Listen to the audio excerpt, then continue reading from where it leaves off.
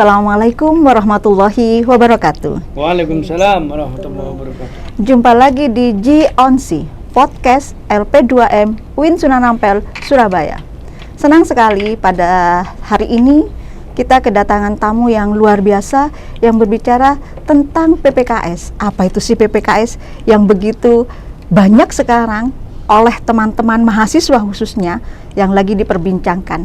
Mengapa ada PPKS? Apa itu PPKS dan bentuknya seperti apa fungsinya juga di lembaga perguruan tinggi.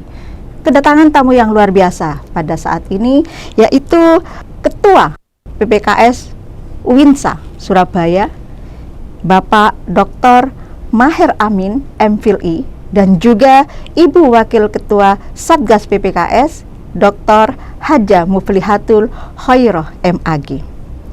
Kita adanya PPKS ini menyambut dengan bahagia karena keputusan Rektor UIN Sunan Ampel Surabaya nomor 411/2025 tentang Satgas Pencegahan dan Penanganan Kekerasan Seksual di UINSA periode 2025 dan 2027.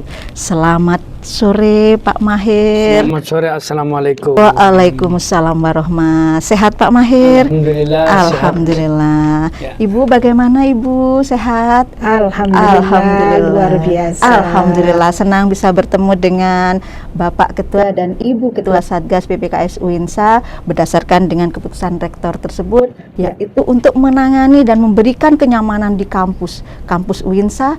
Nyaman, apalagi Pak? Aman. Dan Nyaman. juga nyaman untuk semua.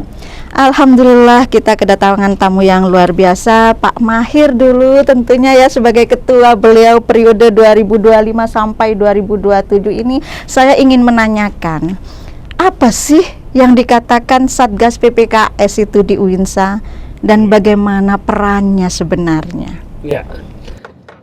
Terima kasih Bu Dr. Yusuf. Bu host ya, host. Betul. Makasih dari kesempatan siang hari ini, hari ini kita berjumpa di podcast UIN Sunan Ampel Surabaya. Ini kesempatan luar biasa menurut saya karena pentingnya perlindungan dan pencegahan terjadinya kekerasan seksual di kampus. Karena itu maka dalam rangka mewujudkan kampus yang nyaman, kampus yang ramah, menjadi rumah kedua dalam catatan, ya, tanda kutip, bagi anak-anak mahasiswa, bagi dosen dan sivitas akademika UIN Sunan Ampel, maka kemudian Pak Rektor membentuk Satgas PPKS, pencegahan dan penanganan kekerasan seksual. Sebenarnya ini Satgas PPKS ini kan amanat peraturan menteri, baik ada peraturan menteri PMA nomor 73/2022 dan juga KMA nomor 83/2023. Ini muaranya adalah sebenarnya adalah bahwa bagaimana kemudian karena ada fenomena di beberapa kampus itu yang unik kan, institusi pendidikan ini biasanya semestinya memberi edukasi, menjadi instrumen edukasi kepada semua Sivitas akademika ya, terutama sivitas akademika, bahwa kampus ini tempat belajar. Betul. Ya, tempat belajar itu bukan hanya sekedar ilmu, tetapi belajar karakter, moral dan lain sebagainya. Apalagi kalau di kampus UIN Sunan Ampel yang ada labelnya Islam, tentu nilai-nilai moral itu menjadi dijunjung tinggi. Karena itu maka tidak boleh terjadi kekerasan seksual dalam bentuk apapun. Kekerasan tidak boleh terjadi. Ya, kenapa? Karena itu akan mengganggu kenyamanan dan mengganggu kepada kenikmatan orang mencari ilmu di lembaga pendidikan Universitas Islam UIN Sunan Ampel ini. Wow, luar biasa ya. Ternyata Pak Rektor juga sangat memberikan perhatian yang luar biasa. Betul, sehingga sebelum terjadi apa-apa, kita menginginkan adanya beberapa perlindungan Betul, kepada mahasiswa dan sivitas. Jadi namanya saja sudah PPKS, penanganan dan pencegahan dan penanganan. Pencegahan itu supaya tidak terjadi kekerasan seksual. Betul. Penanganan itu apabila memang terjadi, maka harus dilakukan penanganan atau solusi-solusi supaya bagaimana, apakah ini ada tindakan sanksi hukumnya dan lain sebagainya. Itu semua telah diatur dalam baik peraturan menteri, keputusan menteri, termasuk keputusan rektor dan peraturan rektor di UIN Sunan. Wow, alhamdulillah, luar biasa ya Pak Ketua. Kalau begitu saya ingin menanyakan, sejauh ini bagaimana sih jalannya prosedural di dalam pendidikan kampus UINSA ini? Kan tadi sudah dikatakan bahwa harus ada pencegahan, harus ada kuratif kalau memang sudah ada kejadian. Nah, selama ini apa sih yang terjadi sehingga sangat diperlukan, ataukah memang dalam tanda kutip ya Pak Rektor itu memang sangat-sangat peduli untuk mendukung PMA yang telah dibicarakan tadi? Selama ini kita kan tidak tahu apakah di dalam dunia pendidikan kita telah terjadi penyimpangan perilaku, terutama terhadap kekerasan seksual, sehingga belum terblow up, ya, karena tidak ada yang speak up. Ya. Dengan adanya Satgas PPKS ini memberi ruang kepada setiap insan akademika, baik mahasiswa, dosen, ataupun para pegawai tenaga pendidikan yang ada di kampus ini untuk speak up atau untuk bicara ketika terjadi tindakan-tindakan kekerasan seksual, dalam tanda kutip pelecehan, ya, dan ada korban, dan mereka diberi ruang untuk mengadukan kepada Satgas PPKS ini. Oke, kalau begitu Satgas PPKS ini begitu penting di dalam suatu perguruan tinggi. Dan faktanya ketika Satgas telah didirikan, mulai banyak pengaduan-pengaduan itu yang merasa jadi korban. Ini merasa dilecehkan, merasa dirugikan, baik moral ya ataupun material. Nah, itu mulai sudah. Ini menurut saya perkembangan yang luar biasa. Satgas PPKS, adanya Satgas PPKS ini memberi efek yang setidak-tidaknya kepada setiap kita. Kalau orang yang berinisiatif untuk melakukan pelecehan, dia mikir-mikir. Karena khawatir dilaporkan itu. Dan bagi korban punya perlindungan. Punya ruang untuk speak up dan punya instrumen mereka untuk saya ini terlindungi. Nah, itu yang paling penting ya. Betul. Nah, kalau begitu sudah kita tahu begitu pentingnya Satgas PPKS di suatu perguruan tinggi, sehingga mereka yang tidak berani speak up terhadap apapun yang terjadi pada dirinya, dia berani speak up, dan juga pada korban, kemudian pada pelaku dia akan memikirkan apakah iya saya akan melakukan ini, yang nanti tentunya akan terblow up di institusi pendidikan. Nah, saya akan beralih ini ke Ibu Wakil Ketua ini. Bagaimana Ibu bentuk-bentuk kekerasan kira-kira yang terjadi selama ini, atau mungkin kita kan tidak tahu ya, mungkin kita misalnya bercanda, ternyata itu termasuk loh, atau misalnya dengan perilaku kita yang biasanya kita menganggap itu adalah hal biasa, ya ternyata itu PPKS. Nah, bentuk-bentuknya seperti apa sih Ibu? Ya, oke, terima kasih Bu Yusri ya. Ya, yang beliau ini juga selaku sekretaris PPKS ya, pencegahan dan penanganan kekerasan seksual. Ini the gang PPKS ini. Ya. Begini Bu Yus, sebelum kita bicara tentang bentuk-bentuk kekerasan seksual, maka kita juga perlu mengetahui apa sih itu kekerasan seksual gitu ya. Nah, kekerasan seksual kalau dalam PMA nomor 73 tahun 2023 ya Pak? 2022. Ya, 73 2022 itu lebih panjang daripada yang ada di dalam Undang-Undang TPKS. Undang-Undang TPKS itu Undang-Undang Tindak Pidana Kekerasan Seksual nomor 12 tahun 2022. Ya, 2022 itu simple. Tapi kalau di PMA itu lebih panjang ya.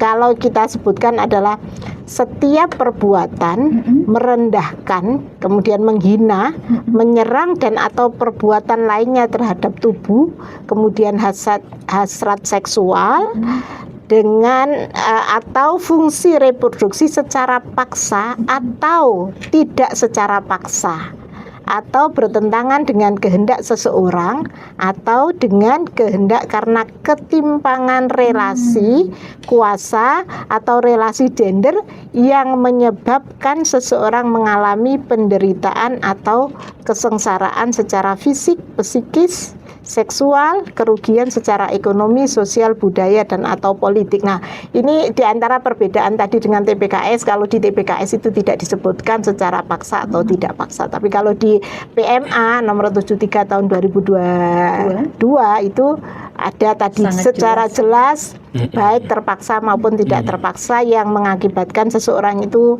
tidak senang ya dengan apa yang dirugikan. Artinya itu guyonan ya bisa juga terindikasi kepada karena tidak nyaman ya. Iya. Betul. Nah, begitu juga terkait dengan tadi yang pertanyaannya Bu Yus terkait dengan bentuk-bentuk kekerasan seksual. Kalau di Undang-Undang TPKS itu hanya 4 atau 5 secara global. Ya, betul. Tetapi kalau di PMA ini disebutkan secara rinci yang di situ ada 16 bentuk kekerasan seksual. Nah, ini harus tahu ya Bu ya, bagaimana ke mahasiswa kita sosialisasinya bahwa ada 16 bentuk kekerasan seksual yang tentunya mereka akan tahu setelah ada Satgas PPKS ini memberikan solusi, memberikan advokasi atau juga memberikan advokasi edukasi. Nah, KIE lah ya. Nah, kepada mahasiswa baru. Oke, Ibu, kalau begitu 16 ini bentuknya apa saja, Ibu? Ya.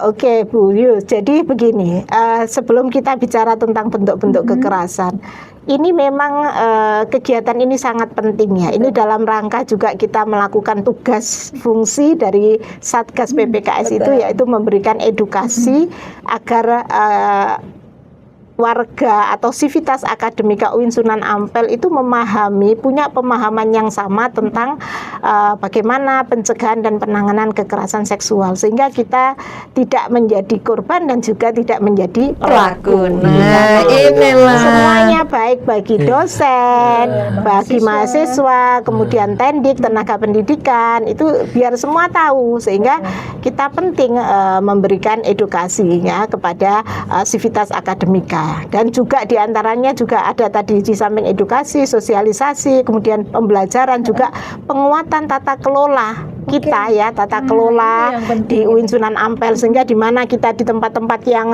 rawan itu dipasang CCTV ya, kemudian lampunya tidak temaram ya, kemudian juga ada penguatan budaya, bagaimana budaya kita baik dosen atau mahasiswa itu saling memberikan penguatan, saling menghormati ya, tidak ada penghinaan, tidak ada pelecehan itu. Nah, sampailah kita pada ada 16 bentuk kekerasan ini ya yang perlu dicermati. Artinya begini, orang yang biasa melakukan pelaku yang pelaku itu sekarang harus ekstra hati-hati itu, karena sudah diawasi, di mana-mana diawasi. Nah, Satgas PPKS CCTV dan sekali lagi tadi itu mereka semua bisa speak up. Kembali lagi ini Ibu, kalau kita tahu sebelum ke 16 bentuk ini ya. Nah, tentunya dengan Ibu tadi mengatakan bahwa dipersempitnya ruang bagi para pelaku dan juga diperluasnya korban untuk melapor kepada Satgas PPKS. Tentunya Satgas PPKS ini tidak hanya sendiri di UINSA, tetapi mungkin ada di mana-mana Ibu. Mungkin itu yang bisa saya tanyakan, apakah semua dosen harus ikut ataukah juga mahasiswa harus ikut. Nah, ini kemana arahnya setelah dari UINSA itu, kemana kira-kira untuk memberikan ruang-ruang pelaku dipersempit, speak up untuk para korban diperluas. Nah, jadi kita Satgas PPKS ini kan dibentuk itu tadi yang sudah disebutkan berdasarkan SK Rektor ya. Kemudian Satgas PPKS itu terdiri dari beberapa sivitas akademika, elemen sivitas akademika, yaitu ada yang dari dosen, ada dari tendik, ada dari mahasiswa, sehingga semua elemen itu ada Satgas PPKS. Nah, kalau kita di sini jumlah Satgas PPKS yang masuk di dalam SK itu 100 lebih gitu ya. Banyak. 100 lebih Biasa. Berarti ya. dari semua fakultas Dari ya? semua Semua fakultas fakultas ada. kan Jadi ada. ada 10 fakultas ya, dan satu pasca sarjana. Pasca Sehingga sarjana satu. ada 11 fakultas itu semuanya ada yang mewakili yang menjadi Satgas PPKS, sehingga ada banyak mata-mata gitu ya. Sehingga ini supaya tadi sebagaimana yang dinyatakan oleh Pak Rektor bahwa kampus UIN Sunan Ampel ini adalah menjadi rumah kedua Aman dan nyaman. Bagi semua warganya. Nah, itu akan bisa tercapai gitu ya. Oke. Kalau kita sudah berbicara kata aman, kata nyaman, nah itu kan tergantung dari kita sendiri ya Bu yang merasakan, begitu ya Pak ya? Ya, betul. Nah, amannya itu bagaimana?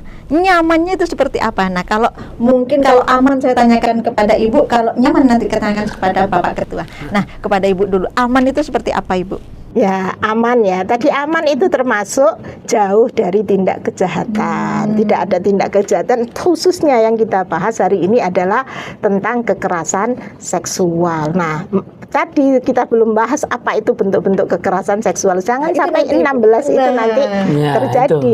Nah, Itu aman ya, tidak Iya. terjadi 16 bentuk kekerasan seksual itu kepada sivitas akademika, baik itu pengelola kantin, juga Iya. security, Iya. atau juga cleaning service, atau Iya. office boy, nah itu. Nah, kalau nyaman itu seperti apa Pak Ketua? Nyaman itu kan akhirnya karena aman, nah, maka menjadi nyaman. Kepuasan kalau begitu ya. Jadi nyaman mereka itu belajar tidak khawatir, kan begitu kan? Tidak khawatir, merasa santai, rileks, karena suasananya sudah aman. Aman dalam pengertian setidaknya kan begini. Satgas ini setidak-tidaknya berimplikasi kepada inisiasi karakter ya untuk melakukan kejahatan dalam bentuk pelecehan seksual. Oke. Nah, Nah, kalau kita berbicara tentang nyaman, itu merupakan kepuasan diri pribadi untuk mengakses sebanyak-banyaknya ilmu yang ada di dalam perguruan tinggi dan juga mengeksplor karena aman apa yang ada dikasih di dalam diri kita. Nah, kembali lagi Ibu, kita Jadi ke begini, bentuk. Ya, jadi gimana ini Pak Ketua?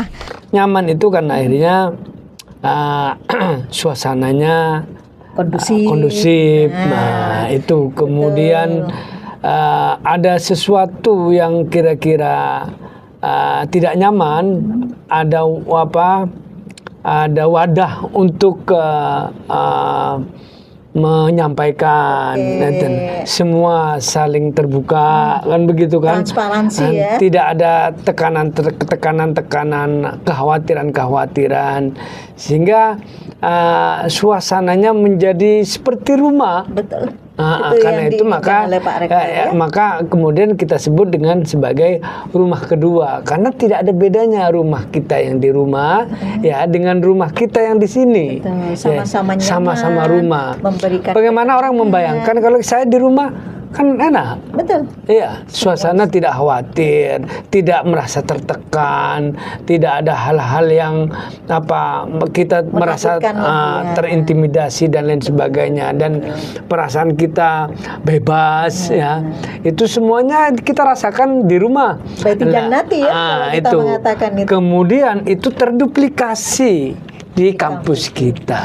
Alhamdulillah, itulah tadi kata aman dan nyaman. Kita juga sebagai rumah kedua kampus UIN Sunan Ampel Surabaya.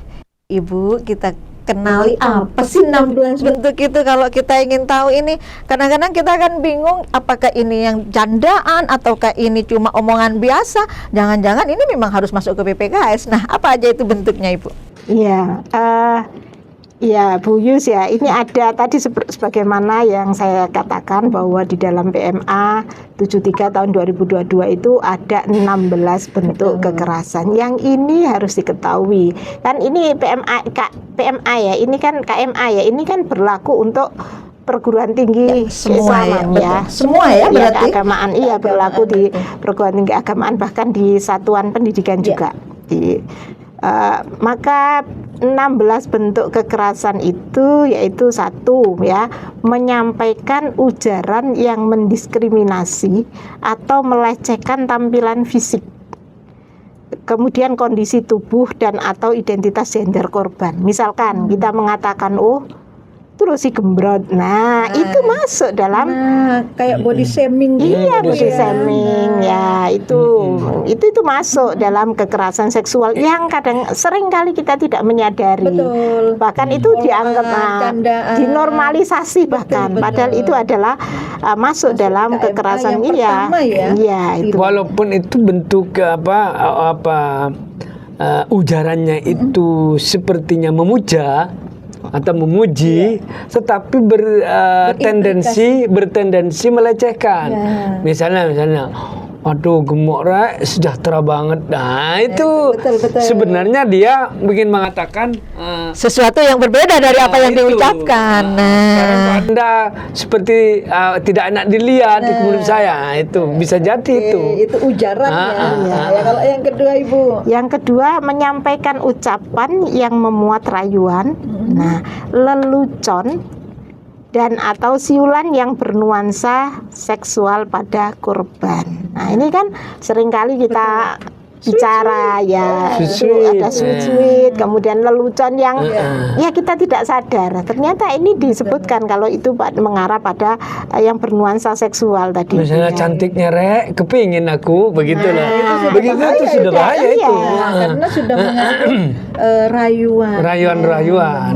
Nah, kadang ini juga bisa aja itu terjadi antar mahasiswa atau juga dosen ke mahasiswa atau juga dosen sama pendidik ya, atau dosen sama dosen. Dan yang sering terjadi itu kan ketika ada relasi kuasa. Betul. Ya, tambah memberikan kesempatan. Jadi yang misalnya satunya merasa inferior ya, satunya punya power. Nah, misalnya contohnya dosen sama mahasiswa. Betul, takutlah mahasiswa. Mahasiswa ya takut dong. Nah, kalau tambah dipuji mahasiswa senang. Senang. Dosennya pun ini. Nah, itu yang bahaya. Bahaya itu yang kedua. Misalnya dosennya juga ngajak, ayo masuk ke kamar saya. Maksudnya ruangan saya, ruangan masuk, ruangannya tertutup. Nah, ke mahasiswanya ini kan walaupun awalnya tidak mau karena takut kepada dosennya, karena ada relasi yang ikuti dan bisa saja di dalam kan namanya berduaan berpotensi untuk terjadi pelecehan seksual. Tapi itu bisa diminimalkan karena adanya beberapa kampus di UINSA ini CCTV dan penerangan yang memang terang seperti yang dikatakan. Ya, tadi sama dengan di surat edaran Pak Rektor itu kan melakukan pembelajaran, pembimbingan itu di ruang terbuka. Nah kan Satgas PPKS UINSA itu kemudian membuat zona. Ada zona sendiri ya? Iya, ada zona merah, ada zona kuning, ada zona hijau. Jadi kalau merah itu berarti potensi terjadinya kekerasan seksual ini tinggi. Oh begitu ya? Iya. Ada template-nya ya? Di masing-masing fakultas itu kita sudah punya. Iya. Alhamdulillah. Jadi sudah suruh memetakan, mengidentifikasi ya. Zona mana tempat yang kira-kira ruangan-ruangan yang potensi akan terjadi kekerasan seksual itu tinggi. Nah, sudah dipetakan. Oke. Sehingga di situ akan lebih pengawasannya lebih. Yang kedua ini, yang ketiga Ibu. Yang ketiga ini masih banyak. Yang ketiga ini membujuk, menjanjikan, menawarkan sesuatu, mengancam atau memaksa korban untuk melakukan transaksi atau kegiatan seksual. Ini sudah mengarah ke hal-hal yang ini juga bisa terjadi pada siapapun gitu ya. Betul. Dan memang korban kekerasan seksual itu kan tidak hanya perempuan, tapi laki-laki juga bisa menjadi korban. Korbannya ya. Ya, dan tapi seringkali yang menjadi korban itu Ya, perempuan. Laki-laki sejauh ini baru 10% dari 90%. Artinya yang jadi korban bukan hanya perempuan, laki-laki pun jadi korban. Nah, cuma minim gitu loh ya. Tapi kan kita tidak tahu sekarang minim, jangan-jangan nanti. Tapi semuanya harus diantisipasi gitu ya. Nah, yang keempat, ini menatap korban dengan nuansa seksual dan atau tidak nyaman. Nah, ini seperti kalau Pak Mahir ini menatap saya dengan nuansa yang merasa seksual, tidak nyaman, ya, itu bisa masuk. dijadikan alasan bahwa itu telah terjadi kekerasan seksual. Karena menatap Apalagi melihatnya melotot ini, aduh, begini. Padahal itu marah. Iya. Bisa jadi. Tetapi kan nuansa untuk perspektif orang dalam menerima tanggapan itu berbeda, tetapi kita sebagai Satgas PPKS siap menerima laporan. Sebab apa? Yaitu tadi menjaga biar nyaman. Kalau dilihat melotot, dilihat terus menerus kan tidak nyaman. Ya. Nah, itu. Betul. Kita jalan kemudian diamati terus, itu kan ya nggak nyaman. Nah, itu juga bisa masuk ke situ. Yang berikutnya, yang kelima ini ya, mengintip atau dengan sengaja melihat korban yang sedang melakukan kegiatan secara pribadi dan atau pada ruang yang bersifat pribadi. Kita atau di kamar sendiri tapi diintip gitu. Nah, itu juga bagian dari kekerasan seksual. Baik ngintip secara langsung ataupun tidak langsung. CCTV. Melalui CCTV. Ada rekaman misalnya itu. Ada bukti ya. Kalau langsung itu kan mungkin ada celah-celah nanti diintip. Kalau dulu kita mengintip dari lubang. Betul, dari lubang. Sekarang lebih canggih. Pakai CCTV. Itu bagian dari perkembangan digital itu yang di situ nanti baik itu mau sama mau ataupun salah satunya tidak mau. Sama itu. Sama kekerasan termasuk di dalamnya ya. Atau misalnya begini Bu, kita punya drone, lalu drone itu berhenti menatap sesuatu yang memang ada di bawahnya, kemudian terekam, kita bawa kembali. Nah, ini juga termasuk mungkin ya. Kalau dinikmati termasuk itu ada embel-embel atau disengaja. Drone itu kan dioperasikan oleh manusia nanti ketika ada tempat atau di zoom atau dibikin berhenti itu juga pelanggaran itu pelanggaran itu Pak, terjadi kekerasan seksual. Silahkan Ibu. Nah, yang berikutnya ini yang keenam, masih separuhnya nih Mbak. Memperlihatkan alat kelamin dengan sengaja. Apa itu namanya biasa dan istilah itu Nah, itu memang ada Ibu sesuatu penyakit yang kalau itu sudah jelas ya. Memberikan kesenangan. Ya, tapi bukan orang gila ya. Kalau orang gila beda lagi. Nggak bisa. Ya, orang termasuk dalam orang-orang ada orang gila masuk gila terus tidak pakai baju. Loh, itu kekerasan seksual. Ya tidak masuk itu. Nah, kemudian yang ketujuh ini menyentuh, mengusap, meraba, memegang, memeluk, mencium dan atau menggosokkan bagian tubuhnya pada tubuh korban. Nah, ini sudah termasuk misalnya anak-anak sekarang kissing begitu-begitulah. Nah, ini memang disengaja, memang ada unsur kesengajaan karena sudah pada tubuh lah. Nah, ini harus diketahui ini, terutama sekarang kan hubungan laki perempuan saat ini tuh sudah tidak ada batas ya. Makanya harusnya ini kalau mereka ini korban itu tidak berkenan ya masuk dalam. Jadi jangan sampai kemudian merasa ini sudah pacar saya. Memiliki ya. Merasa memiliki kemudian tiba-tiba dicium.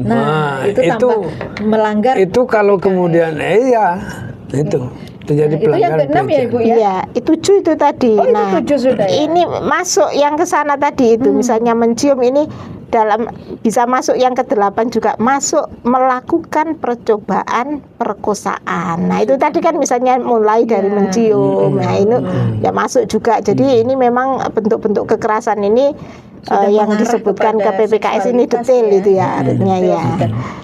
Nah, yang ke-9 ini melakukan perkosaan. Nah, kemudian Yang ke-10 mempraktekkan budaya yang bernuansa kekerasan seksual. Ini yang terlalu longgar ini Pak ya. Ya, Apa itu. budaya-budaya yang bernuansa kekerasan Kita seksual harus ya. benar-benar bisa memilah itu apa budaya Iya. itu. Ya akhirnya kan berimplikasi kepada kita untuk memfilter kebiasaan-kebiasaan yang tidak biasa di lingkungan kita. Nah, ada budaya ketimuran. Budaya yang harus ketimuran, kita pegang mungkin di sana itu. ya.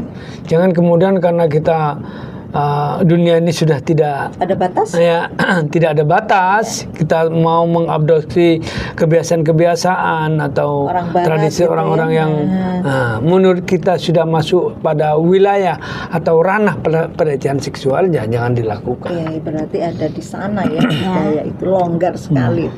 Yang ke-11 ini Bu, memaksa atau memperdayai korban untuk melakukan aborsi. Nah ini semoga tidak terjadi ya di Ya. kita ya. Semuanya tadi gitu ya termasuk. Nah yang ke-12 ini Bu, yang harus kita perhatikan, ini membiarkan terjadinya kekerasan seksual. Kalau kita tahu ada kekerasan seksual tapi kita diam, kita tidak melaporkan atau tidak melakukan apa-apa, itu masuk kekerasan seksual. Malah menjadi penonton saja kita sudah Iya, masuk. masuk. Gitu Iya, ya. jadi membiarkan dilaporkan itu ya? Iya.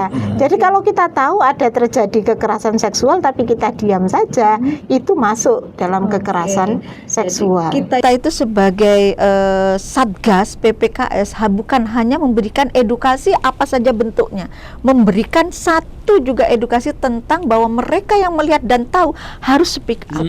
Nah, itu. Artinya membiarkan saja sudah terkategori kekerasan seksual.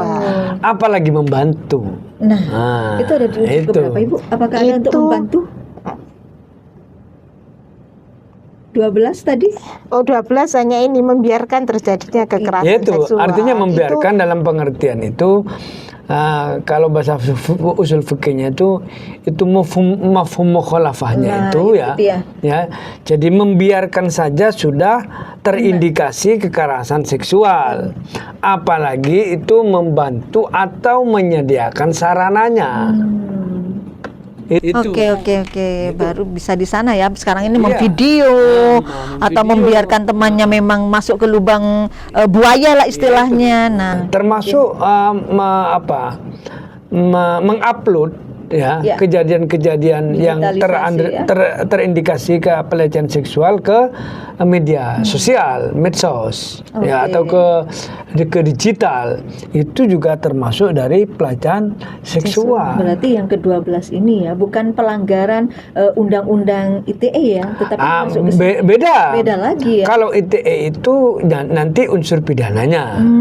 Karena ini kan PPKS ini kepada kita yang Civitas Akademika itu sanksinya adalah bersifat administrasi. Administrasi. Iya, kalau nanti dilanjutkan kepada kepada pidana ada ITE tadi. Yang kedua ada TPKS. TPKS Ya. yang Undang-Undang nomor 12 tahun 2022. Undang-Undang nomor 12 2022 itu ada ancaman pidananya Oke. dan ancaman dendanya. Jadi bisa jadi orang ketika merasa dilecehkan di sini ya, maka kalau diadukan ke Satgas PPKS, maka Satgas PPKS akan merekomendasikan sanksi yang bersifat administratif. Oke. Misalnya dosen, ya, dosen nanti bisa jadi diturunkan pangkatnya. Kalau parah bisa diberhentikan. Oke, ada pemecatan Ya, juga dipecat ya? Oke. itu unsur sanksi administrasinya. Kalau dilanjutkan ke sanksi pidananya di luar wilayah Satgas PPKS, tetapi Satgas PPKS bisa mendampingi kalau misalnya membutuhkan pendampingan untuk melapor secara pidana. Itu ada ancaman hukumnya, itu hukuman penjara kalau begitu. Berarti Ya. ada tindak selanjutnya ya. Iya, TPKS betul. tadi. Selanjutnya Ibu ke-13 Yang itu. nomor 13 itu memberi hukuman atau sanksi yang bernuansa seksual. Nah, ini juga perlu diperhatikan bagi para dosen ketika ada mahasiswa betul. yang melanggar, jangan sampai memberi hukuman itu yang berbentuk berbentuk yang bernuansa seksual. bukan berbentuk aja Nuansa aja sudah tidak seksual boleh. nggak boleh. Nah, ini termasuk nanti mahasiswa seperti ada apa itu latsar apa yang anak-anak yang anak-anak biasanya ada pelatihan apa keluar kota itu. ya, nah itu juga begitu. Misalnya sesama teman, jangan sampai memberikan sanksi atau hukuman yang bernuansa seksual karena itu sudah masuk dalam Iya, unsur misalnya hukuman kekerasan. karena dia cantik terus coba cium saya. Itu loh. Nah, itu ya. Itu malah sudah tidak mendidik dan termasuk sudah hukuman yang bernuansa kekerasan Kekerasan seksual. tadi, dan itu ya tadi masuk dalam bentuk itu ya. Kemudian yang ke-14 ini mengirimkan pesan, lelucon, gambar, foto, audio dan atau video bernuansa seksual kepada korban meskipun sudah dilarang korban. Jadi mengirimkan pesan atau video ini kan beberapa kejadian itu yang ada di kampus-kampus yang lainnya itu kan ada dosen yang mengirimkan Betul, ada beberapa emoji gitu ya. seperti itu. Nah, ini mungkin yang masuk dalam kekerasan gender berbasis online ini. Nah, bagaimana biasanya perempuan kan yang dikirimin itu. Ya, itu. Nah, Itu itu juga kaget. samping kena kena ITE. Ya. Ya, jadi undang-undang elektronik ya, dan itu ada sekali lagi itu wilayah pidana, ada ancaman penjaranya. Karena itu berat nanti hukumannya. Di samping kena ketentuan pasal kekerasan seksual itu di dalam kampus, di dalam lingkungan kita, dan sanksinya administrasi juga bisa kena undang-undang ITE. Wah, yang bisa nanti ada sanksi hukumnya. Nah, ya. itu. Dan kadang sering terjadi misalkan tadi mengirim lelucon atau gambar yang emoji-emoji. itu kadang di grup-grup itu kan banyak itu Ya sering itu. terjadi itu. Kalau ada yang merasa dirugikan, merasa tersinggung dengan kiriman itu, kirimkan. bisa Dilaporkan. masuk dalam kategori kekerasan seksual. Iya. Karena membuat ketidaknyamanan. Nah itu ya melakukan pelecehan kan begitu. Walaupun misalnya yang lain merasa itu guyonan, tapi ada seseorang yang merasa saya tersinggung, Iya. tidak nyaman, merasa dirugikan dengan itu bisa melaporkan dan yang mengirimkan itu bisa kena. Oke, jadi pelakunya Itu. jadi bisa untuk dikenakan sanksi ya. Iya, betul. Nah, yang ke-15 ini tadi berkaitan dengan ITE juga ya. Jadi mengambil, merekam, mengunggah, mengedarkan foto, rekaman, audio atau visual yang bernuansa seksual. Nah, visual korban yang bernuansa seksual, misalnya kita habis merekam, mengambil, memfoto, kemudian kita edarkan. Nah, itu juga terkena ini yang tadi bisa juga ke ITE ya. ITE. Ya, karena memang Di ada samping unsurnya ITE digitalisasi. ada TPKS itu. Jadi nanti pasalnya berlapis-lapis. Oh, berlapis ya. Ya, berlapis-lapis. Jadi kalau di kampus bisa kena Administrasi. peraturan tentang PPKS ini. Satgas PPKS. Ya, pelecehan seksual di kampus ini. Kemudian kalau ditarik kepada pelecehan seksual bisa TPE pidananya. Kalau diupload melalui dunia digital ke ini maka ITE. kena ITE. Wah, berlapis sekali ini ya. Bisa benar-benar di penjara ya nanti Pak Ketua. Bukan hanya di penjara tapi juga didenda. Oh. Administrasinya kena, ya di penjara juga iya, tapi masih juga kena denda. Ya, selain itu kan juga bisa administrasi di kita bisa pemecatan kalau Nah memang itu, iya. Kalau di kita kan jadi di samping pelanggaran kekerasan seksual juga pelanggaran etik. Ya, Ya, itu kode etik, etik, kode etik. Kode etik, Karena kita punya kode etik ya, terutama kode etik yang kaitannya dengan nilai-nilai keislaman karena ini kampus Islam. betul. Ada seperti sanksi moral lah yang dalam diri kita. Terus yang terakhir Ibu, Ya, sangat luas nih Mbak. Melakukan perbuatan kekerasan seksual lainnya sesuai dengan ketentuan peraturan perundang-undangan. Jadi ini bisa melingkupi semua tadi. Yang itu termasuk yang tadi, termasuk yang tidak disebutkan di sini tapi yang ada di Undang-Undang TPKS itu tadi, masuk ke situ. Itu yang ke-16 ini. ya.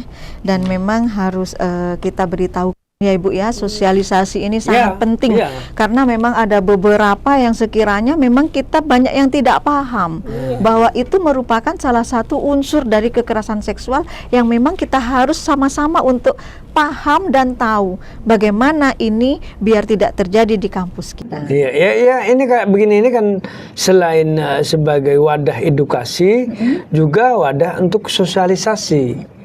Biar ya kita berharap semua sivitas akademika di kampus ini memahami dan menyadari ya dan mengerti bahwa di sini ada undang-undang PPKS ya, ada peraturan tentang PPKS. Setiap insan sivitas akademika harus patuh dan tunduk pada aturan ini, terutama di dalam mencegah dan menjauhi indikasi-indikasi atau indikator-indikator kekerasan seksual. Nah, akhirnya kita tahu bersama bahwa PPKS di suatu universitas itu sangat penting agar kita semua terhindar dari apa yang dikatakan dengan kekerasan seksual. Bukan hanya peraturan KMA, tetapi juga peraturan yang diberikan dengan kebijakan oleh rektor dalam universitas, maka itu akan memberikan kampus aman dan nyaman.